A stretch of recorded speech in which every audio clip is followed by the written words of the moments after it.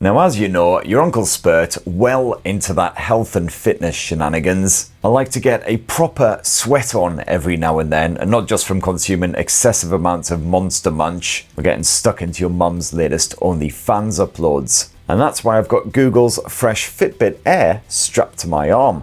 When combined with the new Google Health app, this fitness band can track everything that you do, from squat thrusts to afternoon naps. That's pretty much all I do, just alternate between the two. And the Fitbit Air can be yours for just 85 quid. It's available to pre-order now. It's going to have a good hard squint at what it's all about. And then to get my heart pounding even harder, we'll follow it up with the usual sack full of viewer comments. Jingle me. Techspert Weekly. So first up, what do you actually get inside of this lovely wee box? I'll bucket that right up. So there is my Fitbit Air loop band bracelet. And as you can see, this comes with the wee suppository stuffed inside already. Whoops. And you've also got yourself a proprietary charging dock. It's not a wireless charging dock, as you can see there. You've got some pogo pin action. It's magnetic, so just slap the suppository on there and away it goes. You can tell it's charging because that single LED on the side there will start flashing. And then last up, Google has shoved in a handy bit of quick start guide action, which basically just says download the app and charge it up, and yeah, what more do you need? So as you saw in that unboxing, the actual Fitbit Air itself is this dinky wee plastic jobby right here, which sits inside of the band, roughly the size of a chocolate covered hazelnut or a slightly squashed Werther's Original, one that got lodged down the back of your nan's sofa.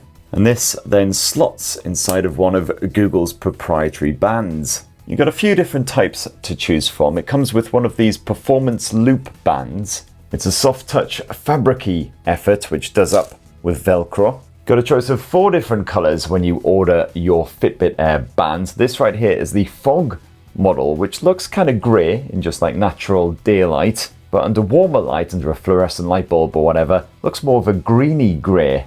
So like London fog, I guess. It kind of looks and smells like you're breathing in the Incredible Hulk's farts. But Google is also offering an active band flavour, which is sweat and wet proof silicone apparently. Or there's an elevated modern band, which is a bracelet that you can apparently pair with any outfit. And for a, as you can see, highly fashion conscious tech connoisseur as myself, that is of course vitally important. Now, if you do want a variety of styles, you should probably start saving up now, because these proprietary bands cost between 35 and 50 quid. And you Americans can also grab a special edition band crafted in collaboration with basketballer Stephen Curry. And when I was in the Google briefing, I thought that they said that the special edition band was £1,029. I thought, that's absolutely nuts. Have they like woven this thing together from Stephen Curry's own personal pubic hair? Now, it turns out I'm just getting old and my lugs are buggered. It's actually only $129. So I don't think it's made from Steve's pubes, though the reviewer's guide wasn't clear either way. But the Fitbit Air, that plastic pebble plus the default band that it comes bundled with, weighs 12 grams in total, so nice and lightweight. You can barely even feel it when it's on your wrist. And certainly compared with smartwatches and general fitness tracking shenanigans. And then once you've got that Fitbit Air paired with your phone, you can check out all of your health data in the fresh new Google Health app. And of course, as with pretty much everything these days, you'll need a premium subscription in order to actually access all of the features. But you do get 3 free months of premium when you purchase a Fitbit Air, so you can at least check it out, see if it's for you. You've got a Today tab, which basically gives you an overview of all your current stats, how you're doing steps-wise, how you slept, calories burned so far, distance traveled, all that good stuff. And from here you can quickly do a log. I don't mean a log as in dirty trouser stuff. I mean stick in some food you just ate, a bit of activity you just experienced. And when it comes to stuff you consume, you can just basically type it all in, or much more convenient, just log it with the camera. So say for instance I fancy a snack, I'm going to eat this entire Cadbury's cream Easter egg. Well, let's just take a wee photo and just tell the coach that's what I'm having for my dinner or whatever, and it'll get it all logged for you, nice and easy.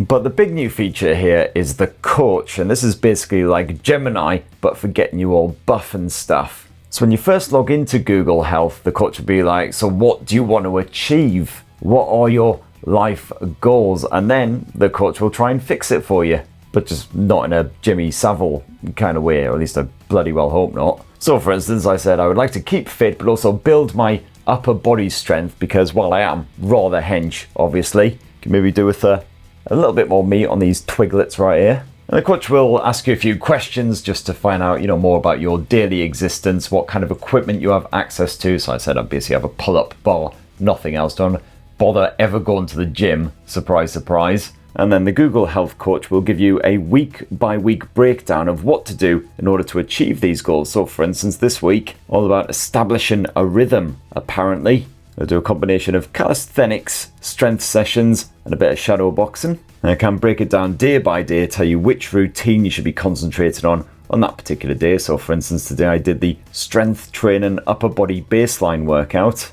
You're led through each of the individual exercises with all of the appropriate rests and stuff in between, quick warm-up and a cool down at the end as well. And at the end you get a summary of how you've performed, including calories burned, your heart rate zones, all that good stuff. Now, if you want to freestyle it, there's plenty of other workouts that you can check out, including Peloton classes. Everything in here from Pilates and cycling to weights training. If you've got any machinery or equipment at home that you can get involved in, otherwise there's plenty of stuff where you just need a mat or just yourself basically. And there's also an emphasis on the mindfulness side of things as well. Good bit of meditation, sleep meditation.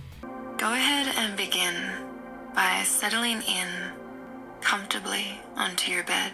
Bloody Nora, I don't think I'll be getting much sleep listening to that, to be honest. And if you're confident you know what you're doing, you can always create your own workout as well. Again, with a bit of help from coach.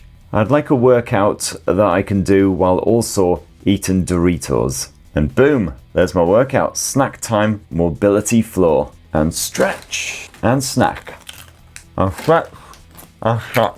And apparently if you were to, say, bugger off on a brief trip for work or just for your jollies or whatever, you just tell the coach, right, I'm off to Spain, going to be sat in a hotel, basically drinking margaritas all week. And the coach can then work out a fresh plan for that time away to try and keep you on track so things don't get completely buggered up by the all-inclusive bar and sitting on your arse 24 hours a day. And because the Fitbit Air nice and lightweight and non-intrusive, it means it's comfortable to wear at night for a bit of the sleep tracking. I've only worn it the one night so far, of course, but as you can see there, it can capture your sleep duration, give you a sleep score, and summarize that sleep, show you REM sleep, deep sleep, etc. Any restless moments during the night, and then actually show you how your sleep habits fall in terms of the general population. So is it taking you too long to drift off, or is your sleep being interrupted more than usual, for instance? And then the final tab is overall health. So all your key metrics, your heart rate, SpO2 levels. So as I say, you can pre-order the Google Fitbit Air right now for £85 and it'll be going on sale in a couple of weeks. That's when you can expect your Uncle Spurt's full frank review. So hopefully by the time I come to shoot that one, courtesy of the Fitbit Air, I'll be built like Dolph Lundgren. And at the very least, just able to complete 20 press-ups without collapsing in an asthmatic heap. But what do you reckon? Are you tempted? On the celebrity fitness scale, are you as pumped as Mr. Motivator? Or maybe you're just casually cool about it all, like that good-looking YouTube prick with the lovely hair? Well, let us know down in the comments below. And now, as always, it's time for the part of the show that's less Fitbit and more bit shit. It's viewer comments. Viewer comments.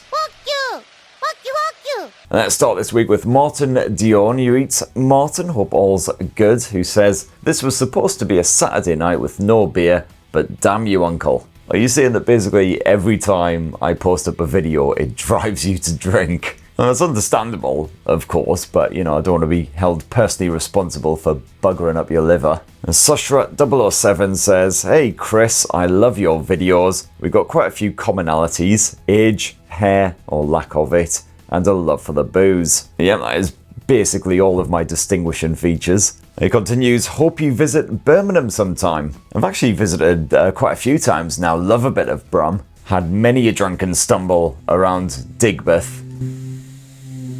Oh dear, the builders have started doing some hardcore stuff involving machinery. Yeah, sorry about that. Yeah, we moved into a house that basically old people died in.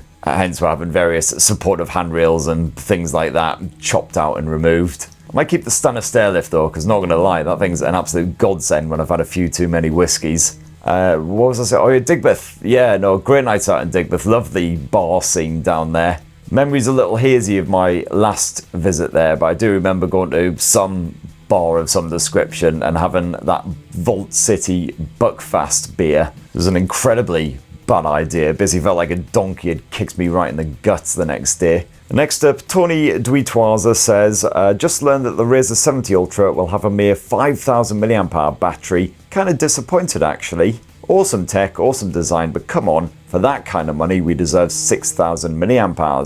Yeah, I mean, thankfully the battery life is excellent on that thing. I mean, we're talking like David Attenborough levels of just refusing to die. But yeah, certainly for that amount of cash, there's not much of an upgrade at all over the old Razer 60 Ultra, so I'd certainly say just try and find a good deal on that. But you know, still loads better than that Galaxy Z Flip 7 as far as the battery life goes, certainly. So now over to Samsung, you know, can they actually boost that battery capacity so it's at least, you know, matching the Moto? Or will they do absolutely f*** all? Place your bets now. De Russell Mancina says, well, I'm so early, I don't know what to say. Well, that's okay, buddy. It's just lovely that you dropped by.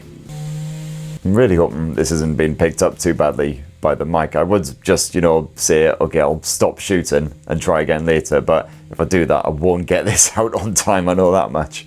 VMT16 says, getting the Fine X9 Ultra officially in Finland at the end of May, and I have to say, our pre-order bonus being €200 off and nothing else is, wow. Not even a charger, just the €200 off. I will take it though, best phone released here this year.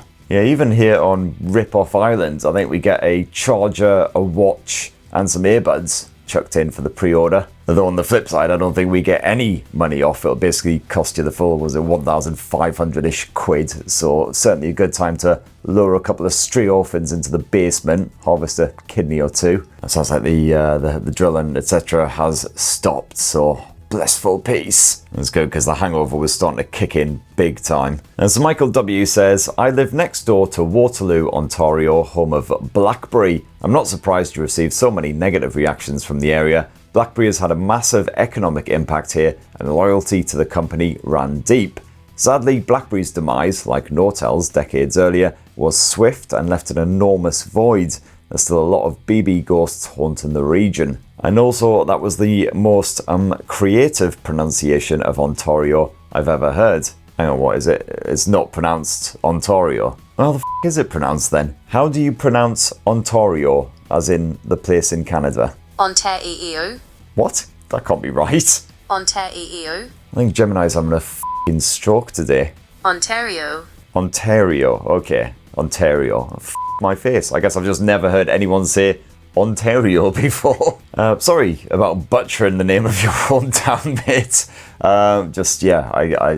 I can't speak proper, basically. And next up, Brizzle88 says, I had my speaker turned up just a little too loud in the other room for the Techspert Weekly Techno Remix. My girlfriend gave me a disgusted look. I said I was just watching mobile phone reviews, sweetheart, and she said, sure you are. Info says, the club remix of the Techspert intro is pretty awesome after a couple of large single malts. You could market it as a ringtone. I don't think Cole Cox or Fatboy Slim or any of them need to feel particularly threatened just yet. My remixing skills. But I might as well give it a go, right? I mean, worst case scenario, I make a couple of top 10 worst ringtone lists alongside that bloody crazy frog fella. Also a bit of self-awareness as well. I just realised I really need to bring some of my references more up to date. Cole Cox and Fatboy Slim, I have no idea if they're still doing stuff. And the crazy frog, Jesus Christ. That was what, like 2004, 2005? I mean, there's people at university right now who weren't even born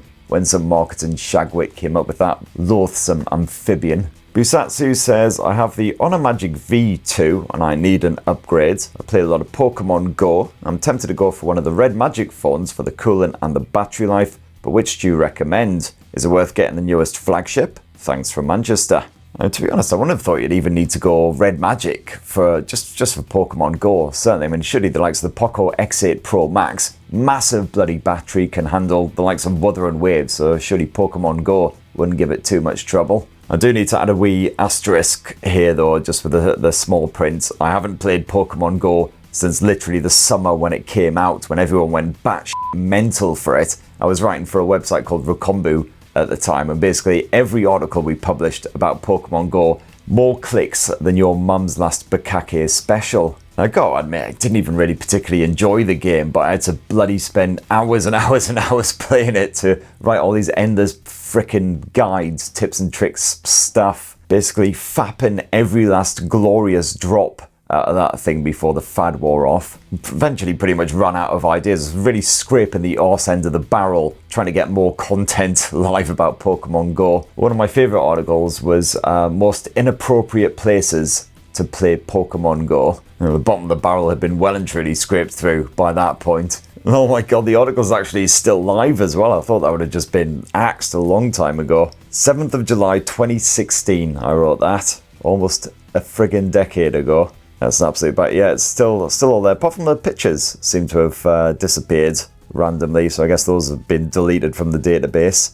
Probably just as well, because I seem to recall there was a picture of me sat on the bogs with my kecks around my ankles, desperately trying to snap a picture of a Charmander. So probably just as well that little beauty no longer exists on the internet.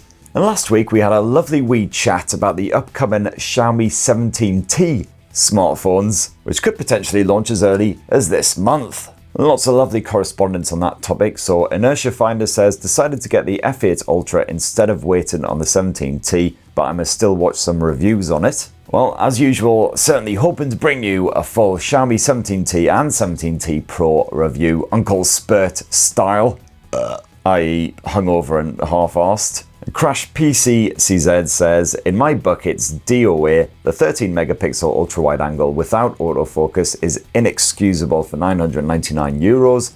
Battery great, but unexciting to push power users. I'm eyeballing the Oppo Find X9 Pro, the X10, or the rumoured big battery offerings at the end of the year. If the 17T does prove as expensive as those rumours suggest, then it is going to be a hard sell, especially when it's up against flagships like the Oppo Find X9, the OnePlus 15s, and proper decent bangers. Camotech 1314 says, I'm watching this on my 15T Pro, and it's still an amazing phone, recommend it. Though I am glad that companies like Oppo, Vivo and Xiaomi are releasing smaller models. Yeah, it is a relief that if you do want those flagship style specs, you don't necessarily have to resort to a near 7-inch trouser buster. And bugger bollocks, I'm well out of time, so sorry, better make this the last comment. GM Dev says, Christ, is this what it feels like to come first? Haven't only ever come first, I honestly don't know any other feeling, mate. A massive thank you to everyone who commented last week. Please do tap your comments